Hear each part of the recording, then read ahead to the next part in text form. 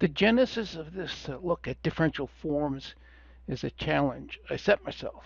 I wanted to learn about geometric algebra and geometric calculus where vectors are multiplied and there's an exterior derivative. Well, I didn't really understand much about an exterior derivative.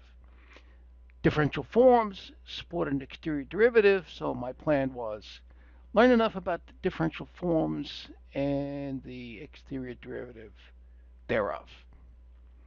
So this webinar is a record of my explorations into what are differential forms, what arithmetic, that means addition, multiplication is possible with them, and what's the exterior derivative of a differential form. So I wanted to know how to implement and manipulate differential forms in Maple also, if possible.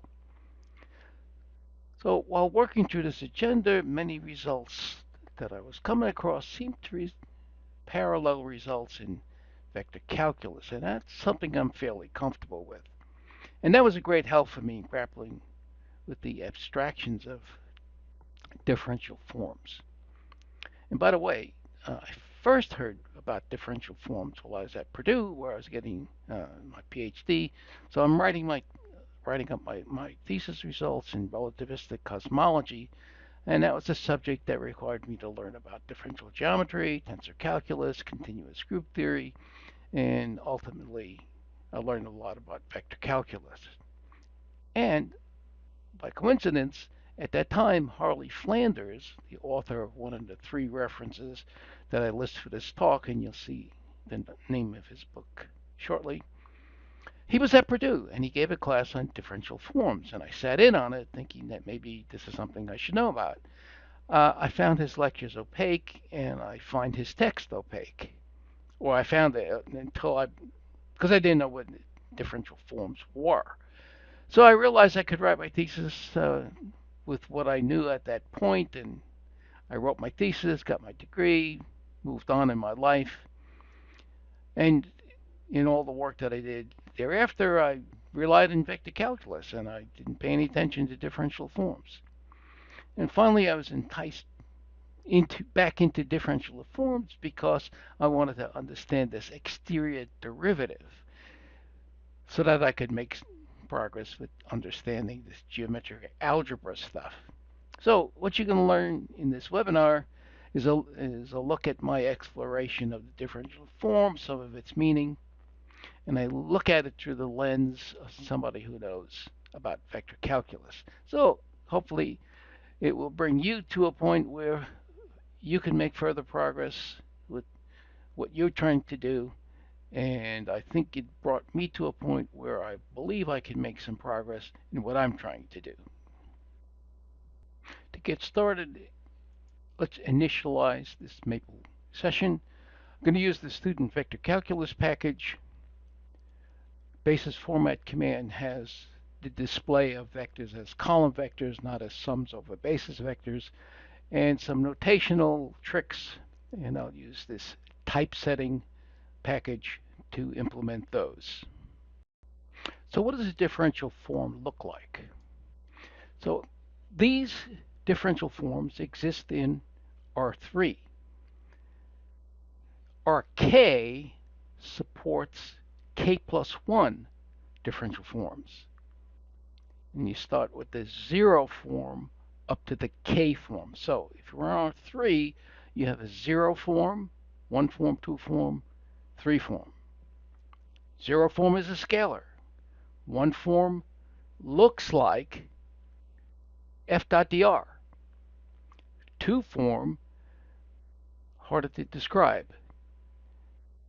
You have these basis elements, dy dz, dz dx, dx dy, and different books will give a different canonical ordering for these symbols. The 3 form is a scalar times what looks like a volume element, dx dy dz. So you have these basic forms, the 1 forms. These are the basic 1 forms, dx dy dz. Basic 2 forms, these product looking things, dy dz, dz dx, dx dy, and Different authors use different canonical forms here, and the basic 3 form is the what looks like a volume element, and they obey some uh, uh, commutative rules where if you interchange the order, the order x, you get a minus sign. So it's like orientation of a plane region, but these forms obey these rules. Now, how are these objects to be interpreted? Well, here's an interpretation of the differential form as a functional. Let's look at 1, 2, and 3 forms. Here's a 1 form. It looks like f dot dr for the vector whose components are ABC. The value of this form on a curve gamma is defined as this line integral. So you evaluate A, B, and C on the line or on the curve, and this is dx, because you got a dt out here.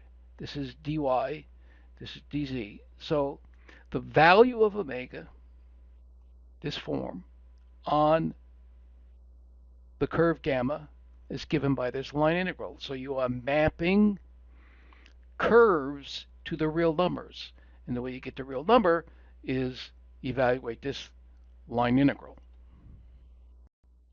To interpret the 2 form as a functional, this is a surface integral. And supposedly it represents the flux of the vector whose components are ABC through a surface sigma. And in order to see that, we're going to use the tools of vector calculus to set up a surface flux integral that I know how to do, and I'm going to assume that that surface is given parametrically. So what does this mean as a differential form? That's what we're going to investigate next. So let's do flux through a parametrically given surface, and do it via vector calculus, which we know how to do already. So here's a vector field, components P, Q, R, surface S. The flux integral is f dot n, this is the normal component of f, d sigma. So we've got to figure out what is a representation of the normal and what is the representation of the surface area element, d sigma. D sigma we get from the length of the normal vector, and then we will need a unit normal field to continue. So let's get the normal and the surface area element. Surface is given parametrically, so x is a function of uv, same with y, same with z. The position vector to a point on the surface, r, x, y, z. If on that surface we fix u and let fix v and let u vary, you get a curve in the surface. By differentiation, you get a tangent vector along that curve. Same thing if you fix u, let v vary, you get a curve in the surface, you get a tangent vector by differentiation. The cross product of those 2 vectors is then a normal vector, and we'll compute that cross product by evaluating this determinant by a row expansion via the first row. So you have these cofactors.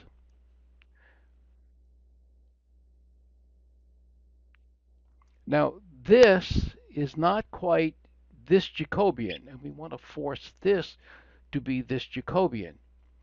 This dz du needs to be here, so we need to transpose the matrix and then take the determinant, but the determinant of the transpose is a transpose of the determinant, so we can make that transpose, and we get this Jacobian, YZ UV. And we're going to call that Jacobian J1. And we look at this cofactor. The Z needs to be down here under the X, so we make that transpose X Z differentiated with respect to U. But in order for this Jacobian to appear, the Z has to be on top. But if you interchange two rows, you introduce a minus sign. So in order to get this Jacobian, this minus becomes a plus, and we call that one J2. And finally, we have to just do a transpose here to get the dy du down over here. So this xy differentiating with respect to u is in the right order, and that's the Jacobian xy uv, and we call that J3. The length of that vector n is the square root of the sum of the squares of these Jacobians. And here I've redefined what those Jacobians look like. The surface area element, d sigma, is this length, and a normal unit normal field is this lowercase n divided by its length. Now that we have the ingredients here, we can do the interpretation of this flux integral. So vector field, components PQR, these symbols RYZ, RZX, RXY, they represent projections of the surface S onto the YZ plane, ZX plane, XY plane.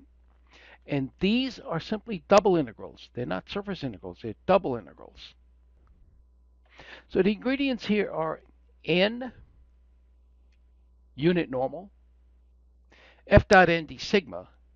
So this is f dot n, right? Because here's n, this is f dot n, and this is d sigma. The square roots cancel, and we're looking at this sum integrated in the UV space, whether it's dUdV or dVdu, depends on how you want to set that up. Now, these Jacobians come into play when you do a change of variables. So what is that change of variables? Well, this would be a change of variables from UV to YZ. That's why you get here dy dz. This would be a change of variables from UV to ZX. So you have dz dx. And here it's change of variables to XY. So you get dx dy. And that's why these become simply double integrals over these projections. So here is the representation. This is what it looks like when you interpret a two form as a functional on a giving values on surfaces, and that's the meaning of this expression in both vector calculus and with respect to this language of differential forms. I'm pretty sure an example here would help. So let's do the following example. I need a vector field. Keep it simple. Z x minus 3y squared z. Surface. It is the first octant portion of the cylinder, x squared plus y squared minus 16 equals 0, between z equals 0 and z equals 5. Here it is drawn in this figure. This is the surface. This cross-hatched thing is the surface. This is the projection onto the xz plane. This is the projection here onto the yz plane. Notice that there is no projection into the xy plane. You just get this curve because it's a right cylinder. So let's solve this problem by the tools of vector calculus. So The surface S is parallel to the z-axis, so you can't solve for z as a function of x and y. We will solve for y as a function of x and z. That's the square root of 16 minus x squared, and there is no z on that right-hand side. We need f dot n d sigma, so we begin by looking for normal. We'll get that by taking the gradient of g. The gradient of g is this 2xi plus yj. Unit normal, the vector divided by its length. And here the y squared is going to be 16 minus x squared. These x squares will cancel. These 2's cancel. You have 16 square root. You get 4. I will leave this y here, although y is that square root. I will leave that y here because it's more compact. The sigma I get by looking at the square root of 1 plus these two derivatives squared and added. That's because I've got y explicitly as a function of x and z. This derivative is 0. This derivative is here. Add this together, you'll get 16 minus x squared plus x squared. So you have square root of 16 on top, that's 4. On the bottom, you have the square root of 16 minus x squared. This is a representation of d sigma. So here's f dot n d sigma.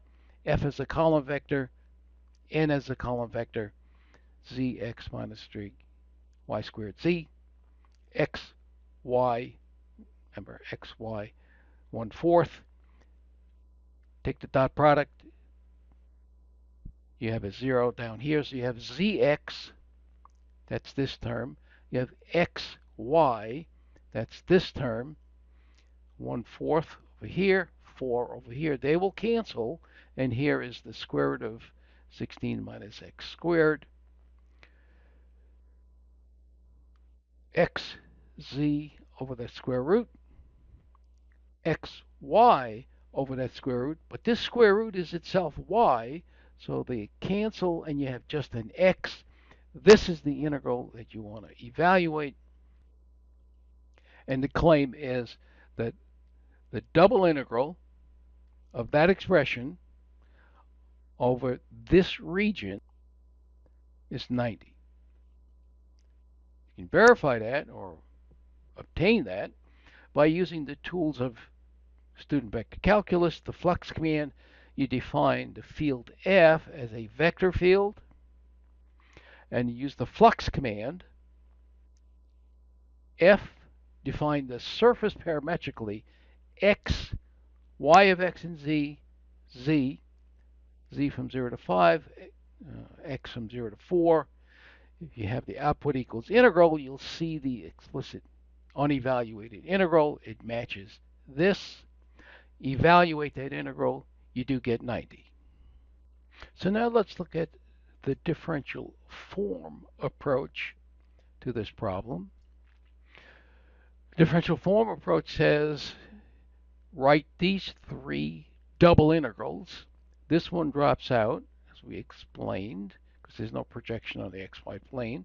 And so we have to form the sum of these 2 double integrals. This was p, this was p was z, this was x. I think one of these gives 50 and one of these gives 40, and the sum of these 2 double integrals is 90. Now, how is that 3 form to be interpreted as a functional? Well, here it is right here. This is your 3 form. It's simply a volume integral over a region. So the mapping is from the region to the reals via this differential form. So let's look at how you might add differential forms. Okay, here are 2 differential forms. This is a 1 form, this is a 1 form. And you add them like you're adding polynomials. dx here, so you get an x squared and a 1. You get a 1 plus x squared dx. Here you have xy squared minus 3y, and those are dy's. Straightforward. Here is the addition of a dx dy and a dy dx. Now you want to put them in the form both dx dy, so you need to interchange these two differentials. That introduces a minus sign. So you see here 2x. This y will add to this y, so you get a 2y, and this xy will become negative. Here is a 1 form added to this 1 form. Again, straightforward. You have dx here, so it's 3 plus y. You have dy, so you have xyz dy minus xz minus 1, so you pull the minus sign out and you have it here, xd plus 1. This is the addition of two forms. So let's see, dy dz, dx dy, dx dz. Now this is ordinarily dz dx, and you'll see here it's dz dx, so you're going to have to do a sign change to get these things to factor properly. So what's dy dz? So dy dz, you have an x and a 3. That's okay. Here you have the x dy, so that's going to be on the end. There's a y squared here. And a minus z here, but this is dy dx, and you want a dx dy, so this minus becomes a plus. So it's y squared plus. The one in the middle is dz dx. Do we have dz dx? No, this is dx dz, so this is going to be a minus z. That's why this is a minus z. Dz dx is an x squared, so you have the x squared. So it's just a little bit of bookkeeping. It's like dealing with polynomials. So let's multiply some differential forms. And I'll do that with some examples. I want to point out that if you have the product of an R form and an S form, you get an R plus S form. In particular, if you multiply by an O form, it won't change the degree because you're adding 0 plus some integer. There's also something to observe here. In addition to the commutative rules, there are these other 3 rules that are prominent now under multiplication. If you have repeated differential, for want of a better term, you get 0. So dx dx is 0, dy dy is 0, dz dz is 0. Okay, so let's look at a couple of examples. One form times this one form. So this dx dx is 0. So only this product survives. So it's dy dx, but you want to put it in the form dx dy. So this 3xy becomes minus 3xy. Look at this one. Now you just treat them like polynomials. 2dx, x dx. Okay, I wrote it here, dx dx, so you could see the term. 2x here, but that's going to be 0. Then this times, I guess I took this one next times the x, so you get x times x is x squared y, so there's your 3x squared y. This is going to be dy dx, so I wrote here dy dx. Then this will multiply this. This will multiply this, so you get negative 2y dx dy. And then this will multiply this, so you're going to get 3xy squared. You have a minus, and it will be dy dy. So dy dy is 0, dx dx is 0. There are 2 terms left. They're both going to be put in the form dx dy. So here you have your minus 2y. Here you need a sign change. Bring that minus out front, and you have this factor times dx dy. And this is more of the same. This is a 1 form times a 2 form. So you're going to get 9 terms. Here are the 9 terms you're going to get. I'm not going to drag you through that. But any place you have a repeated differential, you're going to get 0. So this one survives, this one survives, this one does not, dx dx. dy goes to 0. This one survives. dy here, that'll be 0. dz here, 0. This one has dz, that will be 0. So instead of 9 terms, this one survives, you have 3 terms. Now you got to get these differentials in the order dx, dy, dz. Well, this one is in the correct order. The next one here, this is not in the correct order. So you interchange these two. No, I guess you want to interchange these two to put the dz on the right. And then you do another interchange to get the y in the middle. So that's 2 minus signs. So there's your minus 2z. And then there's one more term here. I think it's this one. Okay. You want to interchange these two to bring the y to the. No, you better interchange these two to bring the x to the left, the z to the middle, and then you interchange the z and the y. So that's 2 interchanges, 2 minus signs, and so that's minus y cubed. And it's dx, dy, dz. So a 1 form times a 2 form gives you a 3 form. And here you have an O form, which is just a scalar, times a 1 form, and you get a 1 form. And I won't drag you through that. Let's look at these products through the vector calculus lens. So a 1 form times a 1 form. You get 9 terms. Notice that you're going to have these repeated differentials, dx, dx, dy, dy, dz, dz. So of these 9 terms, only 6 survive, because 3 are 0.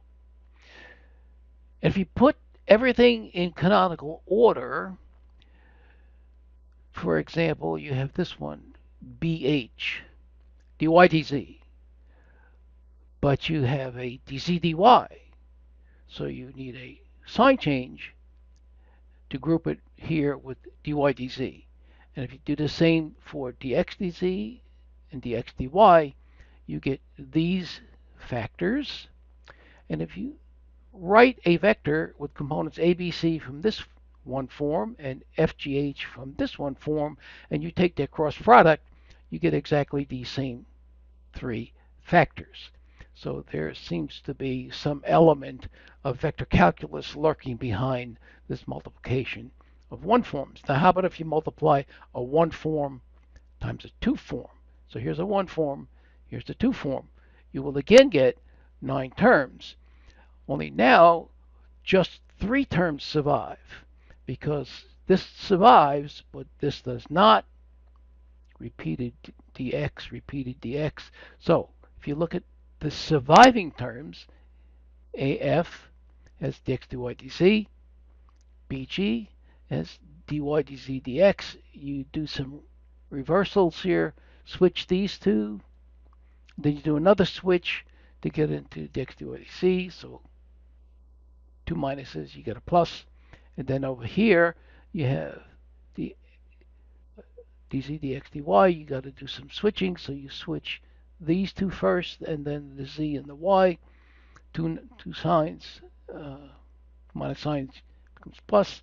You factor it out, and if you look at what you've got, it's like taking the vector ABC and the vector FGH and taking the dot product. So behind this multiplication of forms, there seems to be a parallel in vector calculus. So now we would like to see if we can do some of this arithmetic in Maple. Here's where we will find the tools in the differential geometry package. So you need to bring in that package, and then this is like a sub package, the algebras, and then you set up the coordinates with this DG setup command. There is a diffforms package. I think it's older. I couldn't make heads or tails of it. I could not understand how to make it work. Is it, uh, this makes it work. So let's add forms in Maple. So first of all, you got to figure out how to define them. So these differentials dy dz are created. This you type the symbol dy, here you type the symbol dz, and in between you need these spaces and ampersand w. W standing for wedge, because some books will call this wedge product. And this eval dg is part of this differential geometry package. That's how I define this two form. And here is a two form. And this is what it echoes back. And you look at this wedge and you ask, can you input this differential form with a wedge? And I have not been able to figure out how to input with a wedge symbol. Yeah, they uses ampersand W. So here are two forms. You add, to make it addition happen, you wrap it with an eval dg, and the addition takes place, but you notice you don't get a canonical form back. I don't know what canonical form this differential geometry package makes use of. Here's dy dz. This is dx dz rather than dz dx. So if you were to do this by hand, you, according to the rules that we were using, this would end up as a dz dx. This is a dx dy. That one's okay. And here, this is an example that we did above, and I just put it down here for comparison. Multiplication of forms using Maple. So we need some things to multiply. So I've defined a one form, a one form, a one form, one form, one form, two form, O form, one form. Now I'm going to multiply these things together. And I probably got these from the textbook that I was following along here to learn about this stuff. All right. One form, one form. So there's Q1, Q2. You use this eval dg. You need ampersand W. That's the wedge product. You get this result. And if you did it by hand, you'd get the same thing. This is what it would look like. If you do one form here, that's 3 and 4. Eval dg, ampersand W in the middle, comes out dx dy. I think we got that in an earlier calculation, perhaps. A one form times a two form. Okay, so that's this product. And it comes back. One form times a two form is a three form, so it's dx dy dc, canonical order. I believe it compares to what we did earlier. And an O form times a one form, that's these two, ampersand W. O form, it's not going to change the order of the form, so it's a one form, and it's what we had earlier. So multiplication and addition can be done in Maple. So now we come to the point where we can talk about exterior derivative of forms. If you are in R1, you can have an O form or a 1 form. So here is the O form. It's just a scalar. This is the notation for the exterior derivative, dq. It's just a derivative. It looks like a gradient operation here. If you have a 1 form, so this is a 1 form in R1, the d is applied to the scalar coefficient a. Here's how you do that. It's a prime dx. But dx, 0. So the derivative of the 1 form in R1 is 0. Now, if you notice up here where it says the exterior derivative of a k form becomes a k plus 1 form. So here in R1 we had an O form. Derivative becomes a 1 form. If you start with a 1 form, it'll go to a 2 form, but there are no 2 forms in R1, and that's why clearly it has to be 0. So now you're in R2. You can have an O form, a 1 form, or a 2 form. If you take the exterior derivative of an O form, you get a 1 form. But that 1 form, again, it looks like you've done a gradient.dr. If you take the exterior derivative of the 1 form, here's a 1 form. You apply the operator to these coefficients, and the exterior derivative of that a, it's like this gradient operator. So you get a dx, dx, and a dy, dx. And you apply it to b, you get dx, dy, dy, dy. So the repeated ones go to 0. The x, x dy is here. That's your dx dy, and this is your dy dx. You reverse the sign so that you get both of them to be x dy, and you get this 2 form. So the derivative of this 1 form is this 2 form.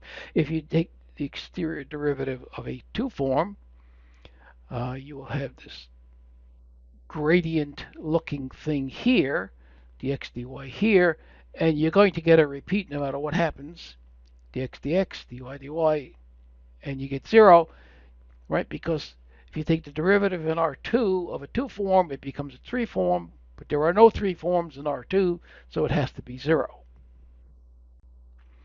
The exterior derivative in R3. We have an O form, a 1 form, and a 2 form. So here's an O form. This is what it looks like. The exterior derivative looks like f dot dr. And in fact, you can associate this with a gradient of the scalar a. And here's the 1 form. This is what a 1 form looks like. Exterior derivative, well, you differentiate each coefficient. And so the exterior derivative of that scalar looks like gradient dot dr. And this looks like gradient dot dr. And this looks like gradient dot dr. Well, you work this stuff out. You have a dx, dx. That term is going to go to 0. You have a dy, dx. So that's the first one I recorded, dy, dx. Then you have dz, dx. You have this term. So instead of having 9 terms, you've now got 6 terms. And if you look, dy, dx, you want it to be dx, dy. See, that's going to be out here. So you have ay, but it's going to have a sign change. So you have this minus. Now you look over here and you have a dx, dy in the correct order. So I've put that in this coefficient. Dz, dx. It's in the right order. So az, but you look over here, dx, dz. You want to switch those around. You get introduce a minus sign. And I think over here, dy, dx, dy, dz is the next one you want. Dy, dz, but this is dz, dy. So that derivative has a minus sign. And the y dz is in the correct order, so it's cy. And if you look at these 3 coefficients, it reminds you of a curl. And if you have a 2 form, and you take its exterior derivative, you're going to differentiate each of these 3 coefficients. And so the exterior derivative of this scalar looks like a gradient, looks like a gradient, looks like a gradient. So you're going to have dx, dy, dz, which is what you want. And you see you get this the a dx here. This is a dy with a dy and a dz with a dz. That's gone. And the same thing's going to happen here. Only one term is going to survive, and that's the one with the dy, dz, dx. And if you make 2 switches, you'll get dx, dy, dz, and this by term will survive. And if you look over here, the term that's going to survive is dz dx dy. Two switches, so it stays positive. And this thing looks like a divergence. So hiding behind this exterior derivative, differential forms, you see gradient, curl, and divergence from vector calculus showing up. There's another feature of this exterior derivative that we want to look at, and that is the exterior derivative of an exterior derivative. So repeated exterior derivative, and I'm looking in R3. If you start with an O form, that's a scalar, and you take its exterior derivative, looks like this, and then you take the exterior derivative of that exterior derivative, and this is how it's written, ddq. So you apply the derivative to each of these three coefficients, and so you get axx, axy, axe. And then from this term, you get ayx, ayy, ayz, and here you get azx, azy, azz. So now you look at these differential thingies. Dx with dx, you're going to get 0. So what survives is dy dx, but you want that to be dx dy. So this term, axy, shows up here negative.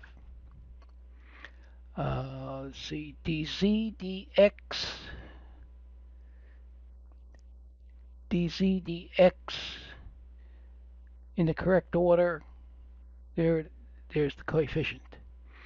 Now here, dx dy, that's this other term. See ay yx there. Then you're going to have yy will be 0, and zy, that's here.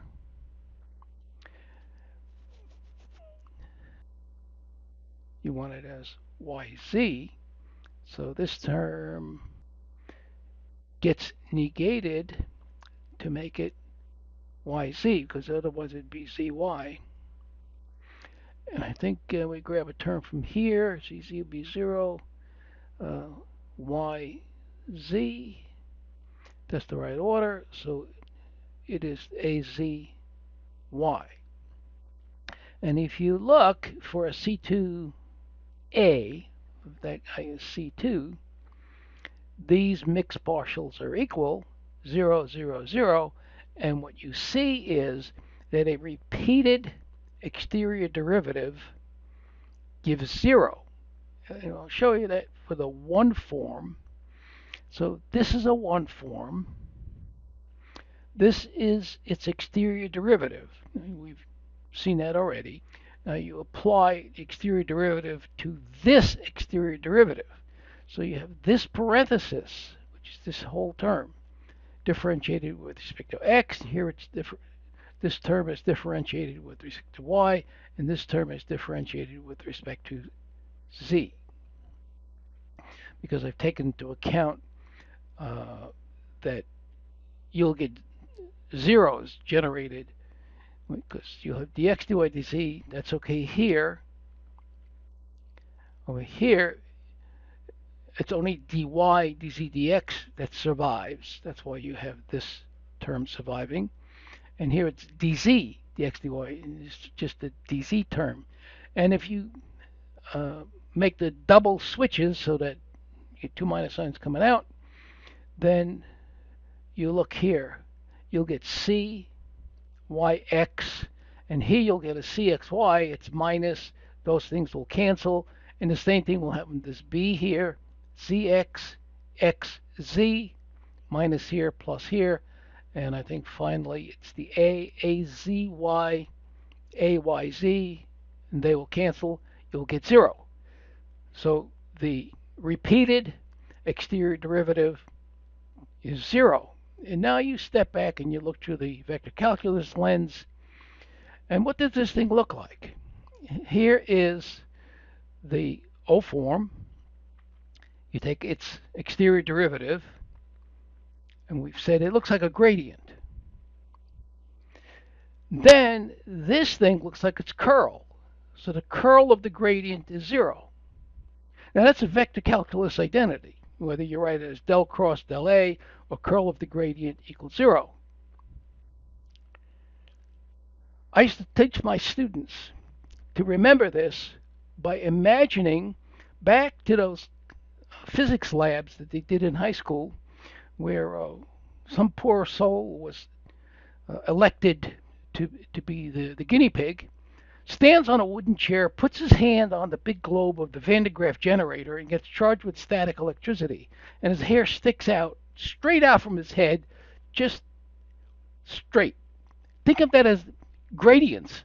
It's like a normal field on his head, and normal field gradients are normal field. And this straight out. There's no turning of those hairs. So there's no curl to that gradient field. I mean, gradients don't twist. So that's how I remember this identity. And if you look over here, the first exterior derivative looks like a curl. Actually, with x, y, z, it looks like a divergence. So divergence of the curl. And the divergence of the curl is 0 because that's a vector identity. And the way to remember that is if you get down off the chair and all the static electricity is gone and the hair returns to its natural state, back to its curly natural state, there's no more spread to those curls. The divergence of the curl is 0. Now, however you want to remember those identities, these come out of vector calculus, and here they are reflected in this differential form notation. So how can we do this exterior derivative in Maple? So the command is exterior derivative, which is a lot to write out. So I alias it to something shorter, xd. And I don't want to see a bunch of arguments xyz repeated over and over again. So I'll let the symbol capital X stand for that sequence of independent variables. And using the typesetting package, I do a suppress on A, B, and C of X, Y, and Z. And this just simplifies not having to type out X, Y, Z 3 times. And this setting says partial derivatives should be displayed as subscripts. These 3 things I've already done. I put it here as a reminder that you need these to make the exterior derivative work. Okay, so I have an O form, which is just a scalar, and I take its exterior derivative using my shorthand xd, and it writes out what the exterior derivative looks like. Take a 1 form. So this is a 1 form. Take its exterior derivative, and you get dx dy, dz dx, that's not in our canonical ordering, and dy dz.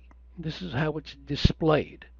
And if you take a 2 form, this is a 2 form. Remember how to make a 2 form in this package, differential geometry package, ampersand W between these 2 differentials. So here's the 2 form. You take its exterior derivative, dx dy dz, and this thing looks like a divergence. And you can do the repeated exterior derivative. So here you have an exterior derivative of an O form, and you take the exterior derivative of that, you get 0. This is a 1 form. You take the exterior derivative of the 1 form, and then you take the exterior derivative of that exterior derivative, you get 0, and this indicates a 3 form. Another issue with these differential forms is the idea of exactness. So exact 1 form, here's a definition of the exact 1 form. Here is a 1 form. It is exact if it is the exterior derivative of this C2 function. Now, if Q is an exact one form, then the exterior derivative of Q is 0. Here is Q. It is the exterior derivative of this function f. So it looks like this gradient thing. The derivative is applied to each of these coefficients. So you have derivative of fx, of fy, fz. That expands for each coefficient. It's a gradient thing, so you get an x derivative, a y derivative, a z derivative. Same thing here, an x, a y, and a z derivative, an x, a y, and a z derivative. Now, some of these 9 terms drop out. 3 of them drop out because you get dx, dx, that'll be 0. You get a dy, dy goes to 0, dz, dz goes to 0. Then you want to look at the product of 2 of these differentials. So depends on how you want to organize it. If you want to get the dy dz term here, the dy dz, that's one of those terms. F zy, that's this one. And then you have a dz dy, which you want to reverse to dy dz, so you introduce a minus sign, you get this term here. Similarly, for dz dx, dx dy, this is a C2 function, so the mixed partials are equal, 0, 0, 0, and the claim is verified. Now, it turns out that if the derivative of this one form is 0, that doesn't guarantee exactness. One form is exact over a region that is simply connected, means there's no hole. So the exactness depends on the region over which you are making that claim, and it has to be simply connected. Then the implication goes both ways. In vector calculus, this thing is called a total differential. So this thing here is called a total differential. So exactness is foreshadowed in vector calculus by the equalities in ABC, which is really the gradient of f, which is fx, fy, fz. If this vector, whose components ABC, is the gradient of f, then the curl of this vector is 0. The curl of the gradient is identically 0 for a C2 function. That's a vector calculus identity. If f is in C2, so it's twice continuously differentiable, and its curl is 0, then that vector f is a gradient. And the scalar is called a scalar potential for f, and f is said to be conservative. And the way you verify it is constructive. You integrate along line segments, and you actually exhibit what little f has to be. So what does it mean for a 2 form to be exact? Let's take a look at that. So here's a 2 form. It is exact if it is the exterior derivative of this 1 form. And what's that mean? Can we make sense of that? 2 form is exact if it is the exterior derivative of a 1 form. So here's the 1 form. Let's take the exterior derivative. So you apply the derivative operator to each of the 3 coefficients, and you have this gradient type structure, gradient type structure, gradient type structure. Now, all of these terms don't survive. 6 of them go away. dx dx goes away, dy dy goes away, dz goes away. So there are 6 terms left. You can group those 6 terms. You have dy dz, that's here, and you have a dz dy here. So you would have these 2 terms, and to make one of them in the right order, you get a minus sign. So this is what it will look like. If you write the 2 form, ABC with these differentials as the vector ABC, then those coefficients look like the curl of this vector. So we're saying that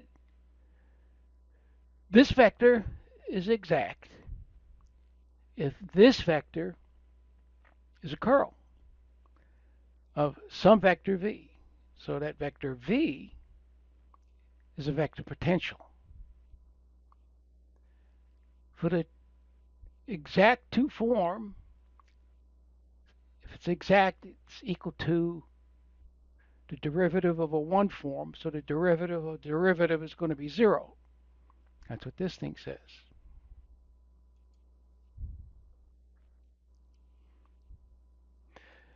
If the derivative of this 2 form equals 0, so here is the derivative of the 2 form. Gradient type thing, gradient type thing, gradient type thing.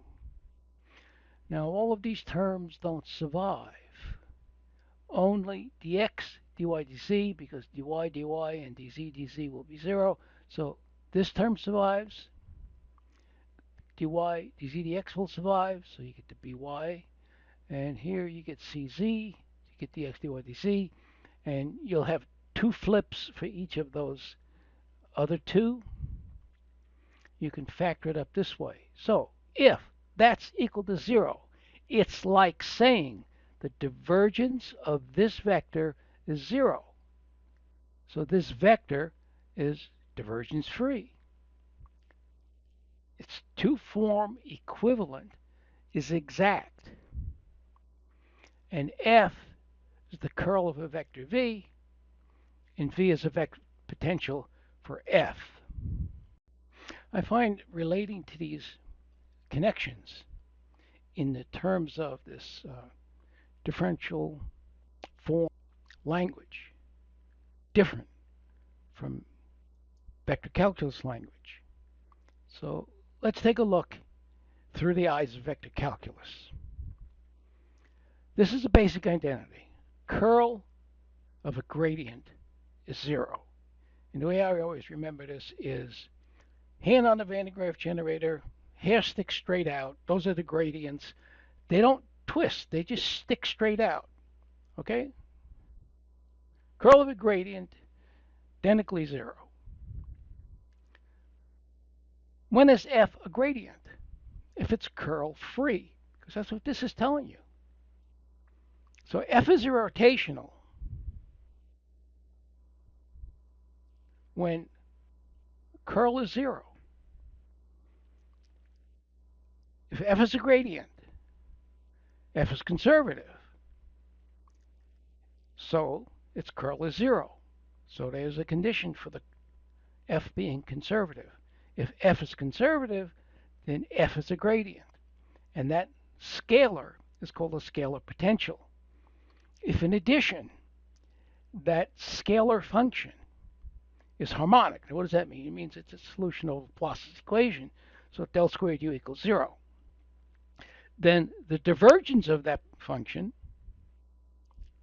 is del dot del u, which is del squared u, but we know that del squared u is going to be 0 because we've said that u is harmonic. Then f is both conservative and solenoidal. Over here is the other basic identity, del dot del cross f. So this is a curl and its divergence is 0. So curls don't spread. Think about the hand on the Van de Graaff generator. You take it off. Hair returns to its normal state. You got a bunch of nice curls, and they're not all spread out all over the place. Curls don't spread. Divergence of a curl is always zero. Divergence-free field is what we mean by solenoidal. If the divergence of a field is zero, then that field is itself a curl. So F is the curl of some vector, and that vector is called a vector potential. Well, can we compress this information into a picture? It's a Venn diagram. These are your non-conservative fields. These are your conservative fields. Some conservative fields are harmonic. Some non-conservative fields are solenoidal. And some solenoidal fields are harmonic. So those solenoidal fields, divergence-free fields that are harmonic, are conservative, but the ones that are not harmonic are not conservative. Can we find examples of fields in each of those locations? All right, we want solenoidal out here, not conservative. Do such exist? Here's a simple one. YZ x, if you take its divergence, x derivative, y derivative, z derivative, so that's going to be zero. So divergence free, it's solenoidal. But take its curl. Its curl is minus 1, 1, 1. That's not the zero vector. So that field is not conservative. How about a conservative solenoidal? And so it's harmonic. So let's find somebody in here. So let's take as our field the gradient of xyz. So an x derivative gives you yz, y derivative gives you xz, and a z derivative gives you xy. So f is a gradient. So it's conservative. Take its divergence. The divergence is del squared applied to this scalar. So it's two derivatives, x derivative of this, a y derivative of this, a z derivative of this, zero. So this field is solenoidal because it's divergence free, and it's harmonic because del squared is zero. Now, is there somebody who is conservative? That's here. Not solenoidal, not harmonic, so strictly here. Well, if you take this function and take its gradient, you'll find out that it's conservative, but its divergence is not zero, and this can get a little bit messy, but its divergence will not be zero, so it is not solenoidal, not harmonic, and it's simply sitting here. Now, amongst the many examples in the text that I got most of this information from, and we'll see in the references that it's this advanced calculus book by Buck, there are two examples I'd like to present. A line integral. Okay, so this is a one form. Specify the curve. Evaluate that one form on that curve. Well, it requires that you make substitutions. See, the x gets replaced by 3t squared, the y gets replaced by t cubed, dx gets replaced by 6t dt. Here's the dt over here. Similarly, for this term, minus y squared, dy. So this is the integrand that you integrate dt from 0 to 1, because t goes from 0 to 1, turns out to be 47 over 21 if you work it out. If you were doing that, the tools of vector calculus in Maple, you would use the line int command. You would define the vector field xy minus y squared. You define the path of integration. The curve is given parametrically as a vector, 3t squared, t cubed, t goes from 0 to 1. Output an integral so that you can see that you have this integral. Evaluate the integral, get 47 over 21. So for that line integral, there seems to have been as much work to do it, thinking of it as a differential form or as a line integral in vector calculus. If you've got tools for doing stuff in vector calculus, like these Maple tools, then the line integral is much simpler. But here's the surface integral. Two form. I'm going to evaluate that. The surface defined parametrically by these equations. X equals u plus v, y equals u minus v, z equals uv, u and v on a box, 0 to 1. So here's what Buck did. He said, okay, what is the dy dz? So you differentiate y, you differentiate z. Okay, so differentiate y, you get du minus dv. You multiply that by the differential exterior derivative of z equals, you get u dv plus v du. You multiply this out, and du goes to 0, dv goes to 0. What's left is u plus v to u dv. Similarly for the dz dx, similarly for the x dy. So take this form, you have xy, so x, y, dy dz. You multiply those three things together, x, y, and this dy dz. You get these terms. Then you have x dz dx. So you have an x, you have the dz dx, that's this part, and then you have 3xz, 3xz, dx dy, that was this minus 2. And you do all of that arithmetic, and you have this integrand. So this integrand is integrated uv, here it's written dv du, and they both go 0 to 1, 0 to 1.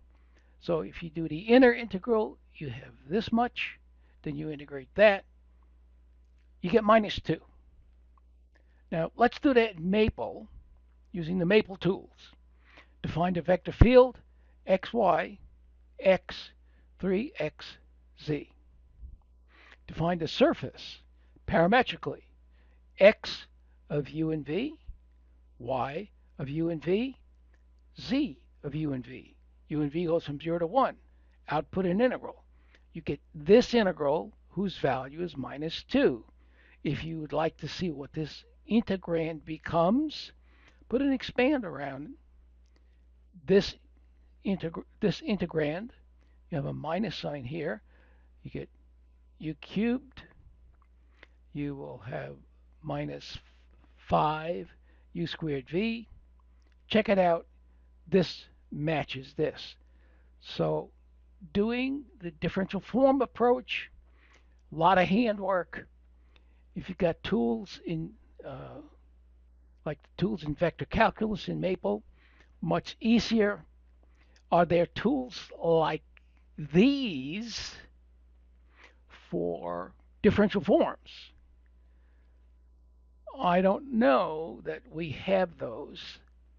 I'm still trying to find just what Maple can provide for working with differential forms. I've got a final word here. It comes from Buck, the text that I got most of the material from. It was a footnote, and he says that really what this differential form stuff is all about. Well, he's talking about three space because that's where he did most of his discussion.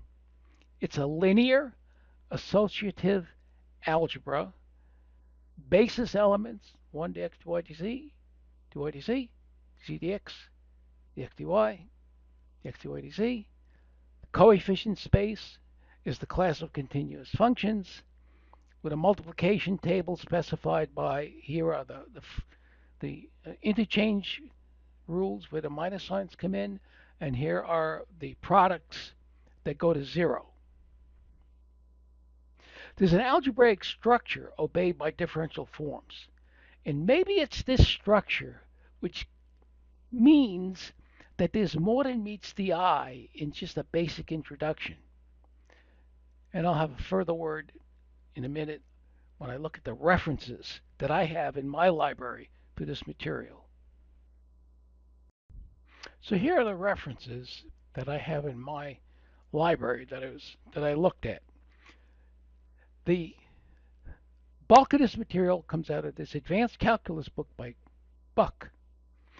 And look at the date, 1956. I was in high school in 1956, right in the middle. Rather long treatment of differential forms, and there was a treatment of vector calculus. That was in 1956. Several other advanced calculus books that I have on my shelf have shorter, much shorter treatments of differential forms, and they're later than 1956. Late 60s, early 70s, early 80s. So people were paying attention to this stuff, but Buck seems to have set his sights on making this stuff available to undergraduates. I also have a book by Harley Flanders, Differential Forms with Applications to the Physical Sciences. Look at the date, 1963. That's the year I got my PhD. No. That's the year I graduated from undergraduate school.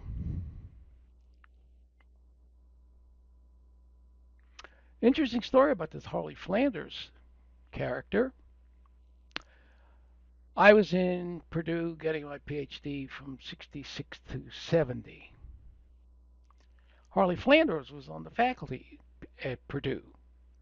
And in 70, early part of 70, when I was writing up my thesis work that required me to learn differential geometry, vector calculus, to where I could actually use it, continuous group theory, because it was a thesis in relativistic cosmology. Harley Flanders gave a lecture on differential forms, a class, and I sat in on it saying, gee, I guess I ought to know this stuff.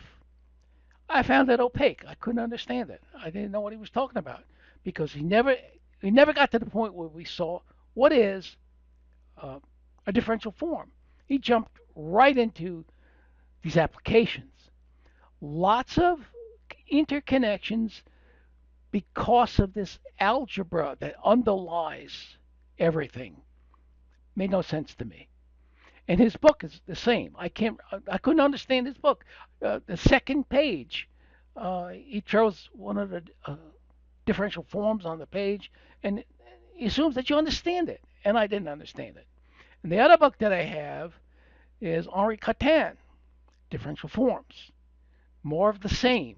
Look at the date, 1970, which is finally by the time they translated something. So he's coming out with his book, his work in French, around the time Harley Flanders is doing his stuff. Can't understand it. It's all of this algebraic structure. And if you don't understand, have a handle on the algebraic structure, you're not going to understand what a differential form is trying to tell you. But I suspect that that's where the power of this stuff comes from. And I only wanted to look at this to find out what are these exterior derivatives, because I was trying to find that out for use someplace else in this geometric algebra stuff. So there's a lot more to learn about differential forms, and I don't know to what extent Maple captures this structure in what it does with differential forms.